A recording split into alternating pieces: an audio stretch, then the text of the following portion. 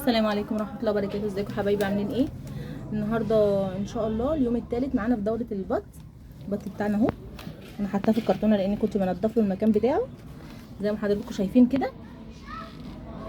طيب انا المفروض النهارده يا حبايبي ان كان هيوصل لي الاوردر بتاع الماده اللي بنرشها للبط عشان تمنع الريحه، بس للاسف حصل غلط كده في الاوردر، ان هو راح مكان تاني فتواصل معايا على الواتس وبعت له اللوكيشن، فللاسف هيوصل لي بكره. فطبعا ده اول حاجه انا بتاسف عليها ان الاوردر ما وصلش النهارده وما قدرتش انزله لحضراتكم النهارده. فاضطريت ان انا اشيل لهم الفرشه بتاعتهم اللي اتبلت تحتيهم. بصوا يا جماعه، اي طائر طول ما الفرشه بتاعته نضيفه تحتيه اتاكدي ان هيطلع معاكي حاجه نضيفه وهيرمي معاكي وزن، لان الحاجه دي بتفرق قوي مع الطيور.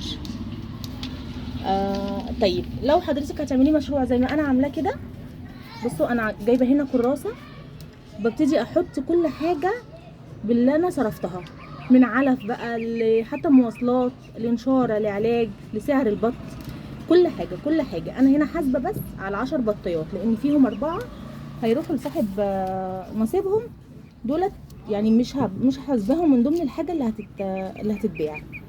فانا بحسب لكم على 10 بطيات بس. هنبتدي كده دلوقتي نسمي الله ونبتدي نحط لهم العلف هنا بالشكل ده، وانزل البط بتاعي. بسم الله. بصوا يا حبايبي البط ما شاء الله حجمه حلو وتقيل. بصوا يا حبايبي هو كده اول ما نزل دايما بيروح للمكان اللي فيه الميه، لان البط روحوا الميه. انا كده لسه ما حطيت لهم، ما نزلت لهمش الميه بتاعتهم. هبتدي دلوقتي احط لهم الميه بتاعتهم، وزي ما قلت لكم يا جماعه دايما المكان يكون نضيف تحتيهم، لان كمان البط بطبيعته ان هو بيبل الفرشه بتاعته بسرعه جدا. فانا ده المفروض تالت يوم ليهم.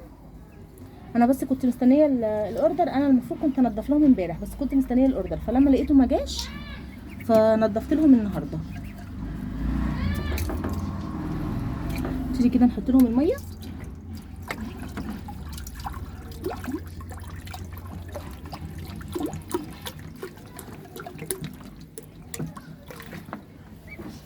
طبعا يا جماعه اللي بيسأل على البط ده انا جايباه منين، انا جايباه من منطقه اسمها البساتين، اللي يعرفها يتواصل معايا وانا ابعت له رقم التليفون. حتى كان في حد سأل على المكان وبعت لها رقم التليفون على طول على الصفحه. هو دكتور محترم جدا والناس محترمه قوي بصراحه اللي بتوزع هناك. هما دايما انا بتعامل معاهم من زمان قوي يعني، حاجتهم بصراحه بتبقى مضمونه. فده شكلهم معانا حبايبي في اليوم الثالث. هما بيحبوا النظافه كده وبيحبوا تحس ان الطائر معاكي بيبقى منتعش كده، منتعش وحاسس بالنظافه، يعني حتى تحس الطائر بتاعك كمان حيوي. معلش يا جماعه لو عجبتكم الحلقه بتاعت النهارده فعلوا لي زر الجرس واشتركوا في القناه عشان يوصلكم كل جديد.